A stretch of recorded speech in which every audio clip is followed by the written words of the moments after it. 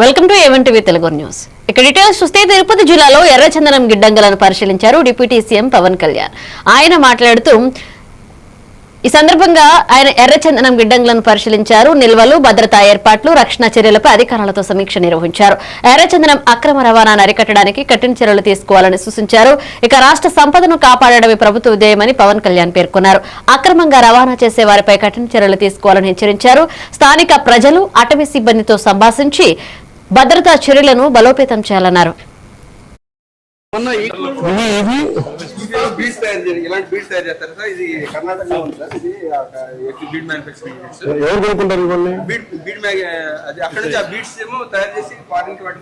వ్యక్తులు కొనుక్కుంటారా? ఇంటికి చూసుకోవచ్చు. టెండర్ లో పార్టిసిపేట్ చేసి ఈ బీడ్స్ సార్ దీని కోసం అంటే దండలాగా చేస్తారు సార్. ఇంకొక బిగ్గర్ సైజ్ సార్ ఇది మొన్న సేల్ పెట్టాం సార్. కరంగల్ ఇది మొన్న సేల్ పెట్టాం సార్ రీసెంట్ గా లాస్ట్ 40 మధ్యలో ఉంటాయి సార్. ప్రతి ఓటు అభివృద్ధికి దోహదం చేయాలని మంత్రి పొన్నం ప్రభాకర్ పిలుపునిచ్చారు. ఆయన జూబ్లీహిల్స్ ఉప ఎన్నిక నేపథ్యంలో నవంబర్ 11న అధికారిక సెలవు ప్రకటించినట్లుగా తెలిపారు. పోలింగ్ శాతం తక్కువ కాకుండా ప్రతి ఓటరు తప్పనిసరిగా ఓటు వేయాలన్నారు. ప్రజలు భారీగా వచ్చి ఓటు వేసి జూబ్లీహిల్స్ అభివృద్ధికి తోడ్పడాలన్నారు. కంటోన్మెంట్ ఉప ఎన్నికలో వచ్చిన సానుకూల ఫలితాలు త్వరలోనే జూబ్లీహిల్స్ లో కూడా ప్రజలు కాంగ్రెస్ కు మద్దతు ఇస్తారని ఆయన విశ్వాసం వ్యక్తం చేశారు. ఇక ప్రజాస్వామ్య పండుగలో ప్రతి ఓటు విలువైందని, అది ప్రాంత అభివృద్ధి దిశగా కీలకంగా మారుతుందని మంత్రి పొన్నం ప్రభాకర్ అన్నారు. ఈ ఉప ఎన్నికల్లో జూబ్లీహిల్స్ అభివృద్ధి కొరకు నిర్ణయించుకోవాల్సిన అవసరం ఉంది. కాబట్టి తప్పకుండా మీరంతా మరి ప్రభుత్వం అధికారంలో ఉంది, జూబ్లీహిల్స్ అభివృద్ధిని చేయడానికి అవకాశం ఉంది. గతంలో జరిగిన ఉప ఎన్నికల్లో కంటైన్మెంట్లో కాంగ్రెస్ గెలిపించినారు. అభ్యర్థి స్థానికుడు, యువకుడు, విద్యావంతుడు. కాబట్టి ఇన్ని కోణాల దృష్ట్యా కాంగ్రెస్ పార్టీ అభ్యర్థి నవీన్ యాదవ్ని గెలిపించడానికి 11వ తేదీ నాడు తప్పకుండా పోలింగ్ బూత్కి వచ్చి తమరి అమూల్యమైన ఓటు వేయాల్సిందే విజ్ఞప్తి చేస్తా ఉన్నాను. 11వ తేదీన జరగనున్న జూబ్లీహిల్స్ ఉప ఎన్నికల్లో ప్రభుత్వం ఓటు హక్కును వినియోగించుకోవడానికి సెలవు ప్రకటించింది. కాకినాడ జిల్లా పిఠాపురంలో వైసీపీ నాయకురాలు వరదు కళ్యాణి కూటమి ప్రభుత్వంపై తీవ్ర ఆగ్రహాన్ని వ్యక్తం చేశారు. ఇక రాష్ట్రంలో మహిళలకు రక్షణ కరువైందని, రోజు రోజుకి అఘాయిత్యాలు పెరుగుతున్నాయన్నారు. కూటమి పాలనలో క్రైమ్ రేట్ భారీగా పెరిగిందని, ప్రభుత్వం దీనిపై నిర్లక్ష్యంగా వ్యవహరిస్తుందని ఆరోపించారు. గంజాయి, డ్రగ్స్ రవాణా నియంత్రణలో పూర్తిగా వైఫల్యం చోటు చేసుకుందని, హోంమంత్రి ఏం చేస్తున్నారో ప్రజలకు తెలియడం లేదని ఆమె తీవ్రంగా ప్రశ్నించారు. మహిళల భద్రతపై ప్రభుత్వం మౌనం వహించడం సిగ్గుచేటని, వైసీపీ మాత్రం మహిళల గౌరవం కాపాడేందుకు ఎల్లప్పుడూ ముందుంటుందని వరదు కళ్యాణి స్పష్టం చేశారు. ముఖ్యంగా తీసుకుంటే ఈ కూటమి ప్రభుత్వం అధికారంలోకి వచ్చి 18 నెలలు అయింది. 18 నెలల్లో పాలన గాలికి వదిలేసిన పరిస్థితి చూస్తూ ఉన్నాము. అత్యంత అగమ్య గోచరంగా ఉంది. ప్రజల బ్రతుకులు చాలా దారుణం. ఒకవైపు రక్షణ లేదు, లా అండ్ ఆర్డర్ ఎంత దారుణమైన పరిస్థితులు నెలకొని ఉన్నాయో చూస్తూ ఉన్నాము. అలాగే చాలా టెంపుల్స్ లో కూడా ప్రజలు ప్రాణాలు పోతూ ఉండే పరిస్థితి. అలాగే తీసుకుంటే మహిళలకి ఇచ్చిన హామీలు ఏ ఒక్కటి నెరవేర్చలేదు. ఇంకోవైపు మహిళలకి రక్షణ కూడా ఇవ్వని పరిస్థితులు చూస్తూ ఉన్నాం.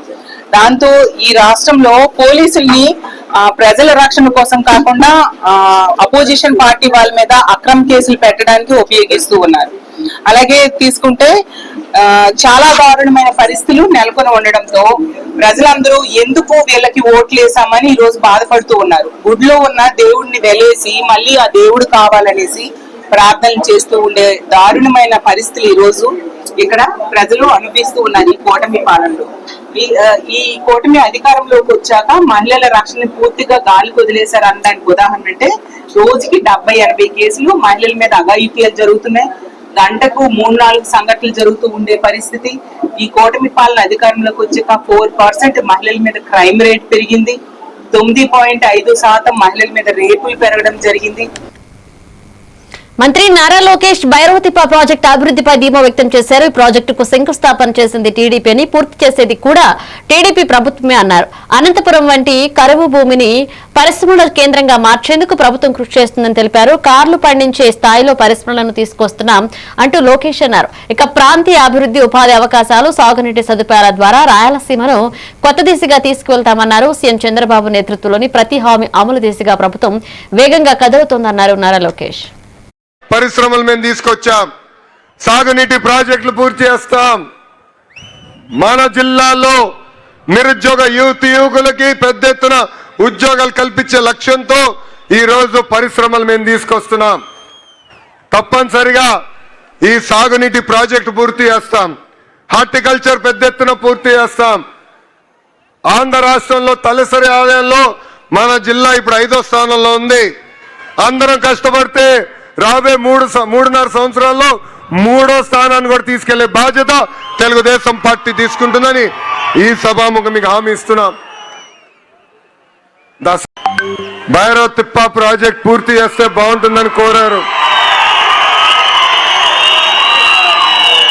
భైరవ తిప్ప ప్రాజెక్ట్ శంకుస్థాపన చేసింది తెలుగుదేశం పార్టీ, పూర్తి చేసేది కూడా ఒక తెలుగుదేశం పార్టీనే. కరువు ప్రాంతం లాంటి అనంతపూర్ జిల్లాలోనే కార్లు పండించే విధంగా అనేక పరిశ్రమలు మేము తీసుకొచ్చాం.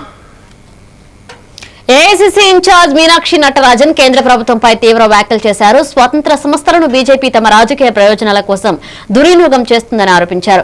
మహారాష్ట్ర, హర్యానా ఎన్నికల్లో ప్రజాభిప్రాయ ఫలించలేదని, ప్రజాస్వామ్యానికి విరుద్ధంగా కేంద్రం జోక్యం చేసుకుందని మండిపడ్డారు. ఎన్నికల వ్యవస్థపై ప్రజల నమ్మకం దెబ్బతింటుందని హెచ్చరించారు. ప్రజల తీర్పును గౌరవించడం ప్రజాస్వామ్యానికి మౌలికమైన అంశమని, కానీ బీజేపీ మాత్రం సంస్థలను ఒత్తిడికి గురిచేస్తుందని ఆమె విమర్శించారు.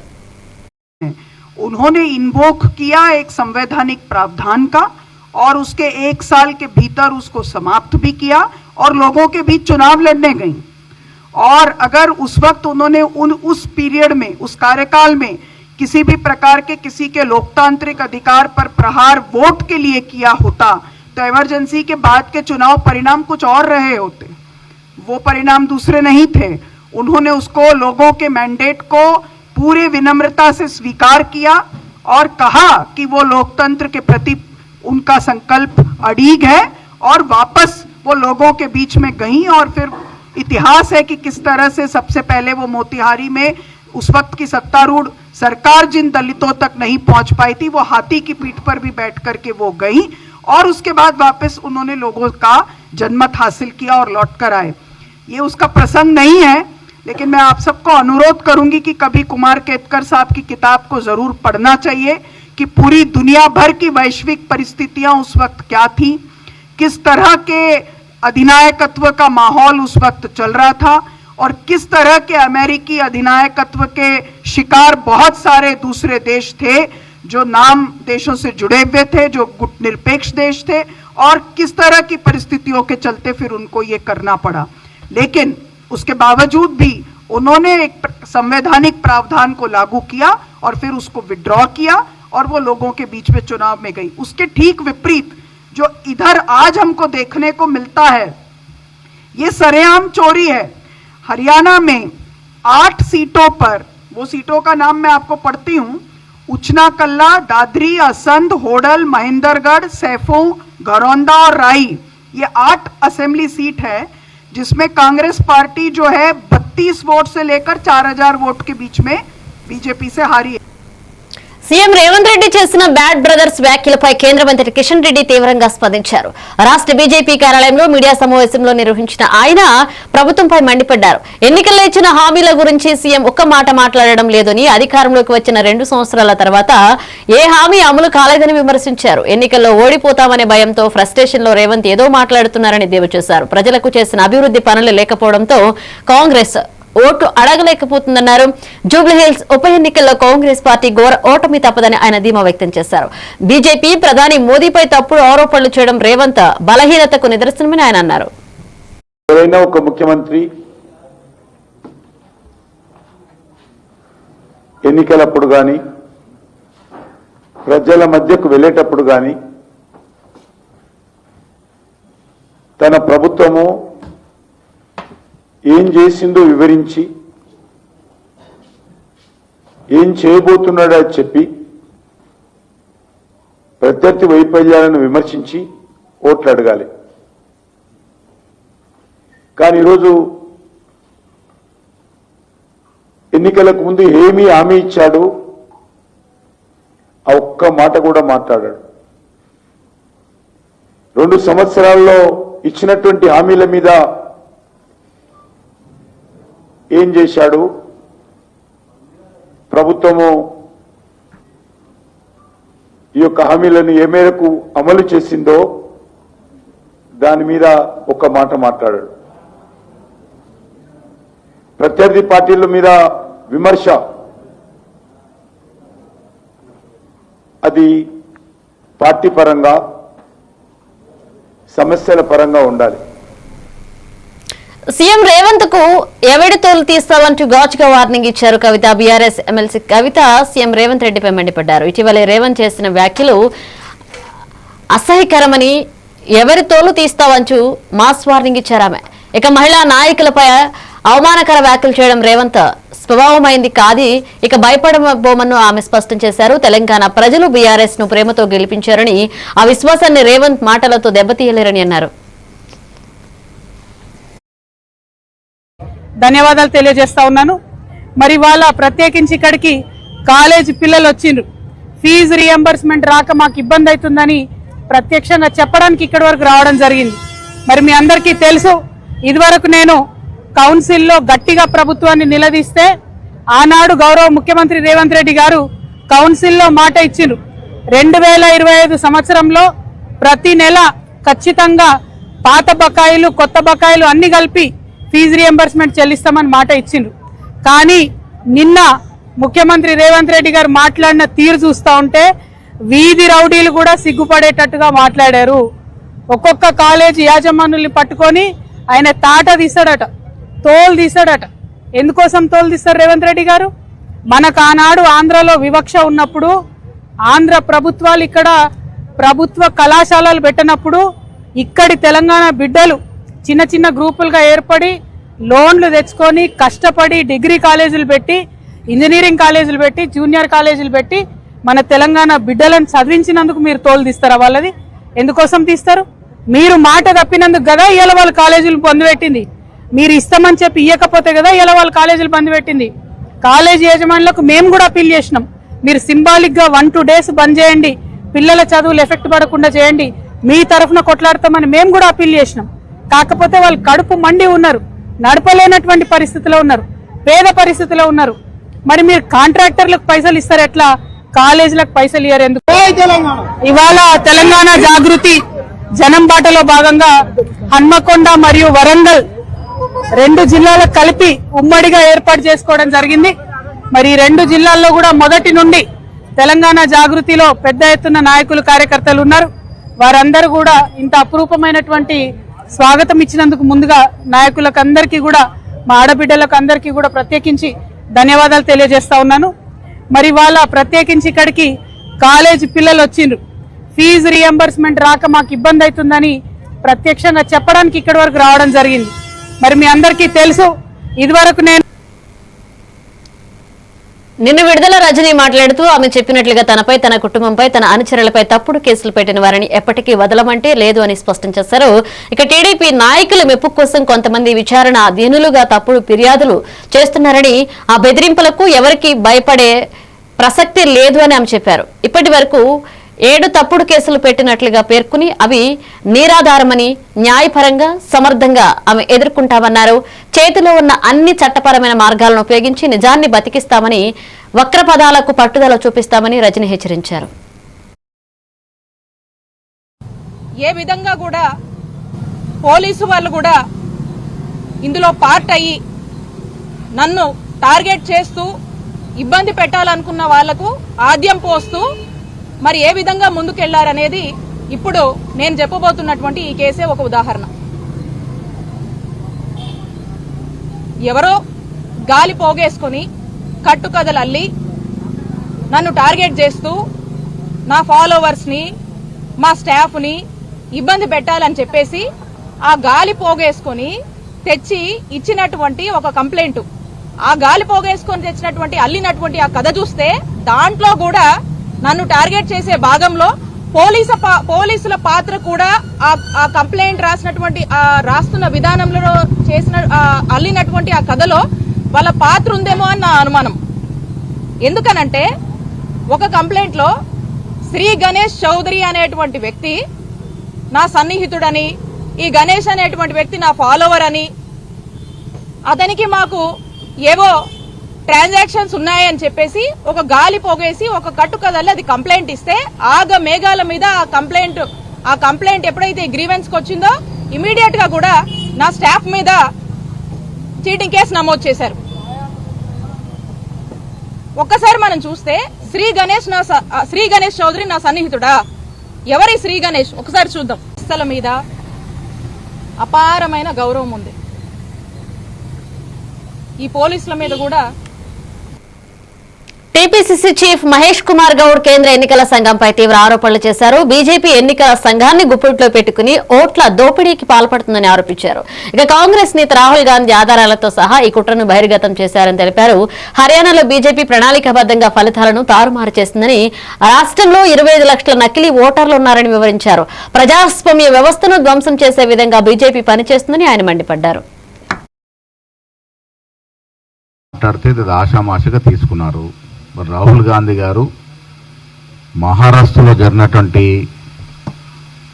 ఓట్ల ప్రక్రియ అంటే పార్లమెంట్ ఎన్నికల్లో కాంగ్రెస్ పార్టీకి మెజారిటీ వచ్చి కేవలం 6 మాసాల్లో జరిగిన అసెంబ్లీ ఎన్నికల్లో దాదాపు 1 కోటి ఓట్లు అదనంగా మహారాష్ట్రలో జమైన తీరు చూస్తే ఏ రకంగా BJP party election commission of ఇండియాని ప్రభావితం చేసి గుప్పిట్లో పెట్టుకొని ఇష్టారాజ్యంగా ఓట్ల అవకతవకలు పాల్పడుతున్నటువంటి వాస్తవాన్ని రాహుల్ గాంధీ సాక్ష్యాలతో బయటపెట్టాడు.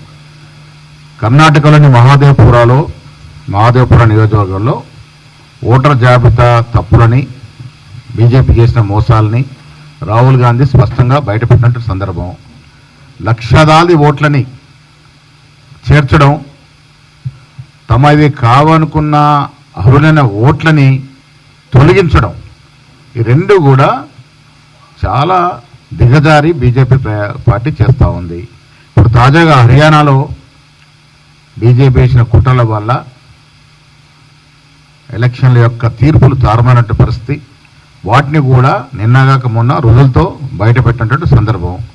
హర్యానాలో కాంగ్రెస్ పార్టీకి ఓవరాల్గా రాష్ట్రంలో దక్కాల్సినటువంటి విజయాన్ని, రాష్ట్ర ప్రజలంతా కూడా కాంగ్రెస్ గెలుస్తున్నటువంటి పరిస్థితి నుంచి కాంగ్రెస్ గెలవకుండా బీజేపీ అధికారం చేజిక్కిన తీరుని పరిశీలిస్తే హర్యానా రాష్ట్రంలో 25 లక్షలకు పైగా నకిలీ ఓటర్లు ఉన్నారు. తిరుపతిలో మంత్రి అంబటి రాంబాబు మాట్లాడుతూ లోకేష్ రెడ్ బుక్ కు మా కుక్క కూడా భయపడదు అంటూ వ్యాఖ్యానించారు. జనసేన అధినేత పవన్ కళ్యాణ్ చంద్రబాబుతో 15 ఏళ్ల అగ్రిమెంట్ చేసుకున్నట్టున్నారని ఎద్దేవా చేశారు. రెడ్ బుక్ పేరుతో రాజ్యాంగాన్ని తొంగలో తొక్కుతున్నారని, అన్యాయంగా కేసులు పెట్టి ప్రజలను జైలుకు పంపుతున్నారని మండిపడ్డారు. మమ్మల్ని కేసులు పెట్టి జైల్లో పెట్టినా కొట్టించినా భయపడమని, దేనికైనా సిద్ధమని, రాజకీయ నాయకులమని అంబటి స్పష్టం చేశారు. అధికారంలో ఉన్న శక్తిని దౌర్జన్యానికి వాడితే రాబోయే కాలం లోకేష్ కి చేదుగా ఉంటుందని ఆయన హెచ్చరించారు. లోకేష్ రెడ్ బుక్ కి మా కుక్క కూడా భయపడదని, మేము భయపడటానికి సిద్ధంగా లేవు. జైలుల్లో పెట్టుకుంటాడో, లేక దొంగ కేసులు పెట్టుకుంటాడో, లేకపోతే పోలీసుల చేత కొట్టిస్తాడో, దేనికైనా సిద్ధపడే రాజకీయాల్లో ఉన్నా లోకేష్ అని గుర్తుపెట్టుకోమని మనం చేస్తున్నా. ఇవాళ నీకేదో పవర్ ఉందని పండగ చేసుకుంటేనో, నీకేదో పవర్ ఉందని మా మీద దౌర్జన్యం చేస్తేనో రాబోయే కాలం ఎలా ఉంటుందో కూడా ఒక్కసారి ఆలోచించుకుంటే మంచిది. నాకు ఆలోచన జ్ఞానమే లేదు. నా రెడ్ బుక్ ఉంది, నా దగ్గర పోలీసులు ఉన్నారు, ఎంతకైనా తెగిస్తాను, ఎన్ని అక్రమ కేసులైనా పెడతాను, ఎంతమందినైనా జైల్లో పెడతాను అని నువ్వు భావిస్తే దీనికి ప్రతిఫలం లోకేష్ అనుభవించక తప్పదు రాబోయే కాలంలో. ఇవాళ్లతోనే పని అయిపోలేదు. ఇళ్ళకి కానీ పండగ అయిపోయిందా? పండగ చాలా ఉందిగా, చాలా పండగలు ఉన్నాయి, చాలా పండగలు వస్తాయని కూడా ఈ సందర్భంగా నేను చెప్పదలుచుకున్నాను. కాబట్టి Lokesh is a immatured politician. అతనికి కక్ష సాధించటం తప్ప రాష్ట్ర అభివృద్ధి తెలియదు. కక్ష సాధించే క్రమంలోనే అతను తన గొయ్యి తాను తవ్వుకుంటున్నాడని నా అభిప్రాయం. వెనక్కి చూసుకొని ఆలోచించేటటువంటి జ్ఞానం కూడా అతనికి లేదు. అధికార మదంతో ఉన్నాడు. అధికార మదం శాశ్వతంగా ఎవరికి ఉండదు. మా అమ్మని అవమానించారు. వాళ్ళ అమ్మని అవమానించింది ఎవరో నాకు తెలియదు ఇంతవరకు. నా మీద కూడా అన్నారుగా శాసనసభలో అవమానించారని. చెప్పమంటున్నా, శాసనసభ రికార్డ్స్ తీసుకురండి, శాసనసభలో చూడండి. వాళ్ళ అమ్మగారిని ఎక్కడో ఎవరో అవమానిస్తే తప్పే అది. దాన్ని మేము కాదంటలా. శాసనసభలోనే అంబటి రాంబాబే అవమానించాడని బావుడు ఏడ్చారు. చూపించమంటున్నా నేను. రెడ్ బుక్ ప్రధాని నరేంద్ర మోదీ వందే భారత్ రైలుతో కొత్త సాంప్రదాయం ప్రారంభమైందని తెలిపారు. వందే భారత్ ఎక్కడ ప్రారంభమైనా అక్కడ అభివృద్ధి సాంకేతికతను ప్రతిబింబించే పోటీలు నిర్వహించడం దేశ యువతలో స్ఫూర్తిని నింపుతున్నాయని పేర్కొన్నారు. వికసిత భారత్ మరియు సెక్యూర్ భారత్ అనే ఇతివృత్తాలపై విద్యార్థులు రూపొందించిన చిత్రాలు వారణాసి ప్రజాప్రతినిధిగా తనకు అపారమైన గర్వాన్ని కలిగించాయన్నారు. ఇక వందే భారత్ రైలు కేవలం రవాణా సాధనం కాకుండా నూతన భారత ప్రగతికి ప్రతీక అని మోదీ పేర్కొన్నారు. एक अलग ऊर्जा, एक अलग उत्साह और अलग आनंद मिल सके। साथियों, अभी मैं वंदे भारत ट्रेन के अंदर कुछ विद्यार्थियों से बात कर रहा था। मैं अश्विनी जी को बधाई देता हूं, उन्होंने एक अच्छी परंपरा शुरू की है। जहां वंदे भारत ट्रेन का शुभारंभ होता है उस स्थान पर बच्चों के बीच में अलग अलग विषयों पर कंपटीशन होती है। विकास के संबंध में, वंदे भारत के संबंध में, अलग अलग विकसित भारत की कल्पना के चित्रों के संदर्भ में, कविताओं को लेकर के। और मैं आज, क्योंकि ज्यादा समय नहीं मिला था बच्चों को, लेकिन 2-4 दिन के भीतर उनकी जो कल्पकता थी, उन्होंने विकसित काशी के जो चित्र बनाए थे, विकसित भारत के जो चित्र बनाए थे, सुरक्षित भारत के जो चित्र बनाए थे, जो कविताएं सुनने को मिली मुझे, 12-14 साल से बेटे बेटियां इतनी बढ़िया कविताएं सुना रहे थे। काशी के सांसद के नाते मुझे इतना गर्व हुआ कि मेरी काशी में ऐसे होनहार बच्चे हैं। मैं अभी यहां कुछ बच्चों को मिला, एक बच्चे को मिला, उसको तो हाथ की भी तकलीफ है, लेकिन जो चित्र उसने बनाया है, मैं वाकई बहुत ही मेरे लिए प्रसन्नता का विषय है। यानी साथियों, हमें काशी के विकास की హైదరాబాద్ శంషాబాద్ అంతర్జాతీయ విమానాశ్రయంలో ప్రయాణికులు తీవ్ర ఇబ్బందులు ఎదుర్కొంటున్నారు. శంషాబాద్ నుంచి వియత్నాం వెళ్లాల్సిన విమానం అనూహ్యంగా ఆలస్యం అవడంతో రాత్రి నుంచే 200 మందికి పైగా ప్రయాణికులు ఎయిర్పోర్ట్ లోనే చిక్కుకుపోయారు. చిన్నారులు, వృద్ధులు సహా పలువురు గంటల తరబడి నిరీక్షిస్తూ ఆందోళన వ్యక్తం చేస్తున్నారు. విమానం ఎప్పుడు బయలుదేరుతుందో ఎయిర్లైన్ సిబ్బంది స్పష్టమైన సమాచారం ఇవ్వకపోవడంతో ప్రయాణికులు ఆగ్రహాన్ని వ్యక్తం చేశారు. लेके आओ कोई तो अथॉराइज्ड पर्सन को बुला के लेके आओ। तुम्हारे बाहर जाने के लिए उसको बुला के लेके आने के लिए बोलो।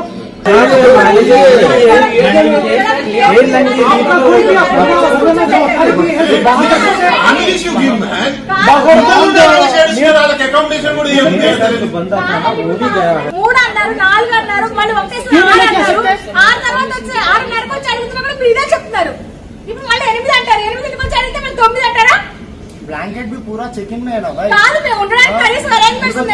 तो ब्लैंकेट भी नहीं బాబు చలికి వణికిపోతున్నారు. అక్కడ మొత్తం లగేజ్ అంతా అక్కడ పడేసి వచ్చాం, మేము అక్కడ ఇచ్చేసి వచ్చాం చెక్ ఇన్ లో. మీరు కనీసం మా బాబుకి పడుకోవడానికి అరేంజ్ చేయండి, ఫ్లైట్ కోసం అడగట్లేదు నేను అని చెప్పి వచ్చి అడిగాడు. అప్పుడు లేదు. ఇప్పుడు నా హస్బెండ్ కి వణుకు వచ్చింది, ఫీవర్ వచ్చేసింది, కప్పడానికి లేదు, ఏమీ లేదు. ఏం చేయాలి? కనీసం హాట్ వాటర్ కూడా దొరకట్లేదు. ఇక్కడ కొనుక్కోవాల్సి వస్తుంది ప్రతిదీ. మేమిద్దరం కపుల్ ఆల్మోస్ట్ 2.7 lakhs పే చేసినాం. ప్లస్ ఫ్లైట్ టికెట్స్ ఒక 70,000, మొత్తం అరౌండ్ వీసాస్ అంతా కలిపి, హోటల్స్ అంతా కలిపి 3.5 lakhs అట్లా పే చేసినాం మేము. ఇప్పుడు వీళ్ళు ఫ్లైట్ లేదు, ఎప్పుడు స్టార్ట్ అవుతుందో తెలియదు అంటున్నారు. Indefinitely it is postpone cancelled. And what they are saying is 8:15 ఇట్లా లైక్ నైట్ నుంచి 1 hour పోస్ట్పోన్ చేస్తూ ఆల్మోస్ట్ 8 hours పోస్ట్పోన్ చేసినారు. ఎట్ దిస్ పాయింట్ ఇప్పుడు what is your plan B అంటే 2 days తర్వాత ఉన్న ఫ్లైట్ కి పంపిస్తాము, అకామిడేషన్ ఇస్తామంటున్నారు. వాళ్ళే అకామిడేషన్ ఇస్తామంటున్నారు. మళ్ళీ వాళ్ళే ఏ హోటల్లో ఇన్ని నెంబర్ ఆఫ్ రూమ్స్ ఖాళీగా లేవు అంటున్నారు. సో అది కూడా వాళ్ళు సరిగ్గా చెప్పడం లేదు. ఇంత పే చేసుకొని మనం లగేజ్ వాళ్ళ దగ్గరే ఉంది, they are holding the luggage. అంతే, వాళ్ళు ఏం చేస్తారో తెలియదు, ఏం చేస్తారో తెలియదు. वो क्यों जिम्मेदार होगा? वो वहाँ पे काम करता है, वो यहाँ का जिम्मेदार है. अब क्या वो इंचार्ज है, वो इंचार्ज है ठीक है, बट कोई तो उसको हेल्प करना వారికి पड़ेगा తెలుసు, వారికి విలువ అని చెప్తే తెలుస్తుంది కదా మీరు. तो एक काम करो, उसको जाके बुला के लेके आओ, कोई तो अथॉराइज्ड पर्सन को बुला के लेके आओ. नहीं, तुम्हारे जवाब में कोई और ऑथराइज्ड पर्सन होगा बाहर जाने के लिए, उसको बुला के लेके आने के लिए बोलो. ఇవి bulletin updates. Keep watching A1 TV Telugu news.